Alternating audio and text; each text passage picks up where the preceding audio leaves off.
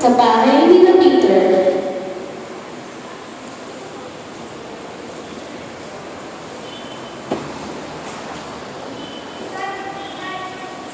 Peter, bakit excited ka? Ano nangyari sa'yo?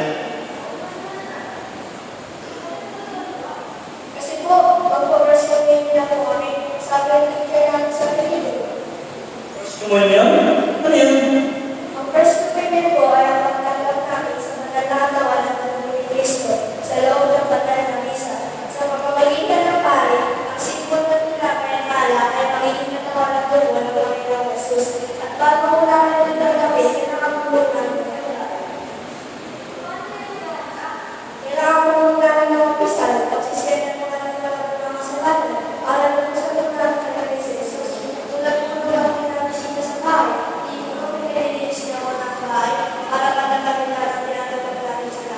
Ganun din po sa pananawin, yung dahil si Jesus na tatapin, kailangan po natin sa kalooban para matatapin ng Panginoon Jesus. Galing mo naman magpaliwanag ka. Talagang nakatanda ka na. Dahil lang po ako nakala, madaling buhay. Kasi po, ang tatanungin ko po sa dalawang pagyan ay ligawan na kawawa ng saysay na hindi po ako tutulungan.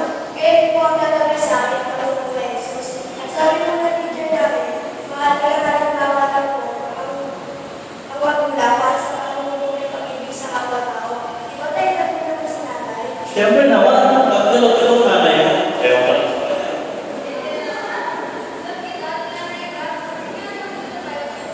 Di po, kaya tayo na Yan, tulog na.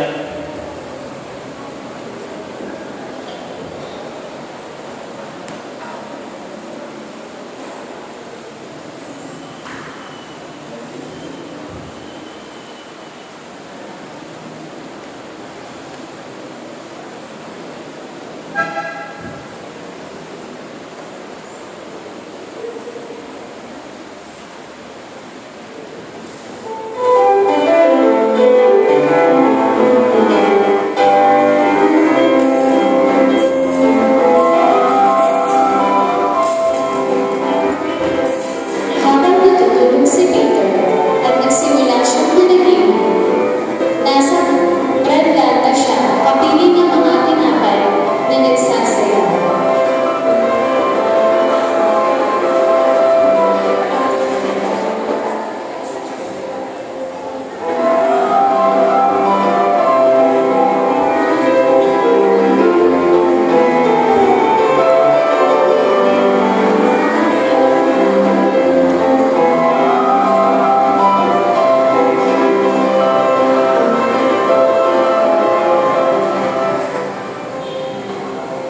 Si cake, ensaymada, hamburger, papisal at sandwich habang sumasayaw ang mga tinapay sa paligid ni Peter, unti-unti siya bumaba. Nasaan ako? Sino kayo? Peter! Nasaan ka dyan? Tsaka, nandito ang lahat ng tinapay na gusto mo. Kaya, pumili ka na. Teka muna.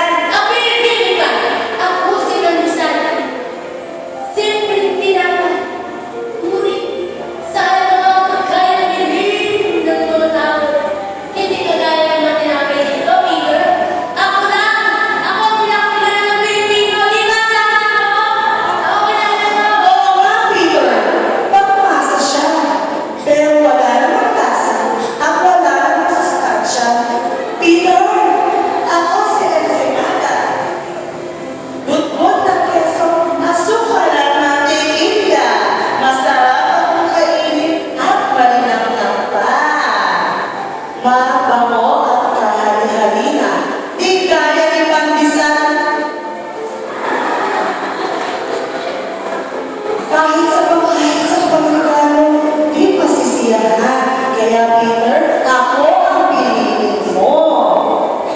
Hold on, Peter. Ako ang pumili mo. I think you like me better than that philosopher. Sino ka naman? You don't recognize me, Peter? You don't? You don't? Okay. Ako pala si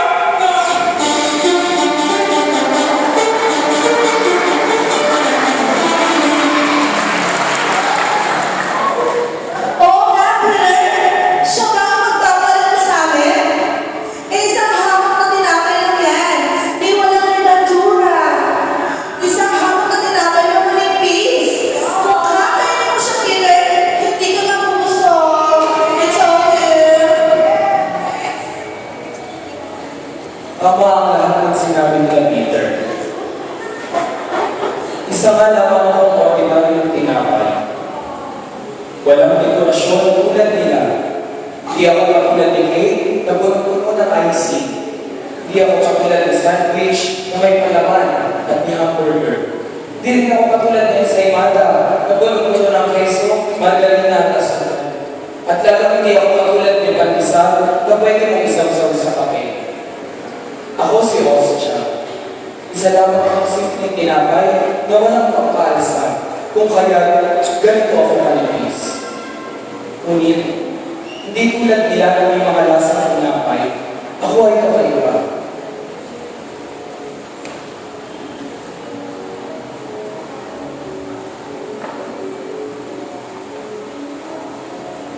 Silang mga tinapay ay bumubusog sa iyo. Ngunit, ang dulot ko ay hindi pagkain na bumubusog sa iyong pisikal na katawan. Ang pagkain ay dulot ko ay bumubusog sa iyong kaluluwa. Ako ay isang simpleng tinapay lamang. At dahil sa aking kasimplihan, ako ay napili para maging simbolo ng kapayapaan sa sanlibutan. Peter, ako ay magiging si Kristo sa loob ng Eucharistia. Kaya kong punan ang mga pusong namuhaw sa pagmamahal. Kaya kong bigyan ng kapayapaan ang mga taong naliligali. At kaya kong bigyan ng pag-asa ang mga taong nawawalan nito. At higit sa lahat, ang pananampalataya sa Diyos na may likha ng lahat. Peter, kapag kinain mo sila, magugutom ka muli. Ngunit kapag ako ang iyong kinain, ay hindi ka na muling magugutom o mahuhuhaw. Dahil ang ulo ko ay buhay na walang hanggan. Naiintindihan mo ba ako, Peter? Opo, naiintindihan ko kayo, pero paano naman po sila? Mahalaga din sila, Peter, at kailangan mo rin silang kainin. Kaya nga, mga kapatid kong tinapay, huwag tayong mag-away o mag-iipan. Sa halip, tayo ay magmahalan at magbigayan at panatilihin na ito. Trupa!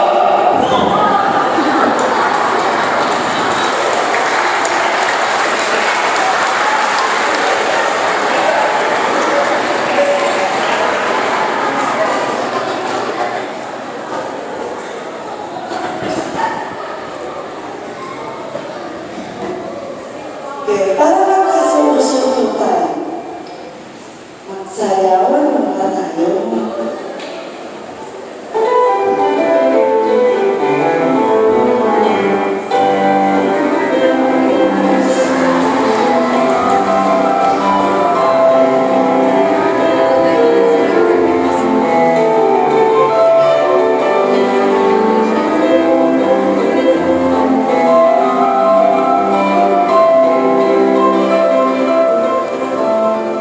O sige mga kaibigan, matutulog na ako, baka mawalin pa ako sa simbahan bukas. Bumalik ka na sa iyong pagtulog, Peter, dahil kailangan rin namin yung isa. Paalam.